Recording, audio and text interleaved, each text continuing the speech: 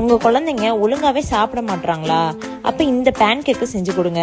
இது எப்படி செய்யலாம்னு பார்க்கலாமா? அதுக்கு ஒரு பெரிய சைஸ் பனானா எடுத்துக்கோங்க. அது கூடவே ஒரு எக் எடுத்துக்கோங்க.